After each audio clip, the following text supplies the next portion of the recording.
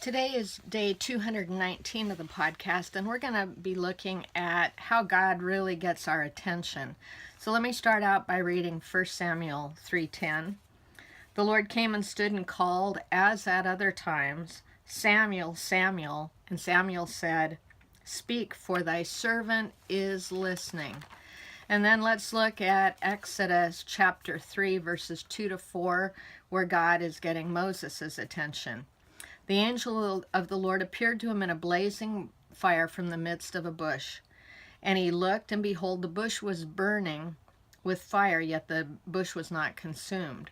So Moses said, I must turn aside now and see this marvelous sight, why the bush is not burned up. And when the Lord saw that he turned aside to look, God called to him from the midst of the bush and said, Moses, Moses. And he said, Here I am. So God's displaying himself to Moses in a familiar place, and that's kind of a clue for us. When there's an interruption in our normal environment, it is time to pay particular attention. We're not really all that good at paying attention anymore. He didn't interrupt the current situation with he didn't interpret the current situation with his previous experiences. Oh, I know what a bush is. I know what a fire looks like. He didn't just go on about his task. He paid attention, and he didn't interpret it by the past.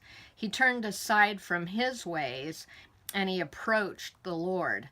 And the immediate response from Moses was wonder, was awe. It was that rather than cynicism and doubt. He began to be drawn in by this clue.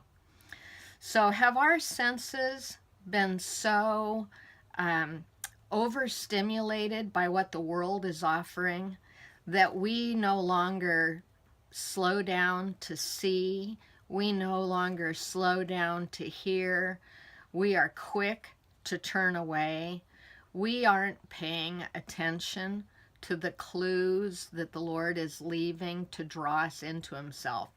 One of the benefits of fasting is to restore our senses to our original design and their original capacity to be able to perceive the movement of the Holy Spirit.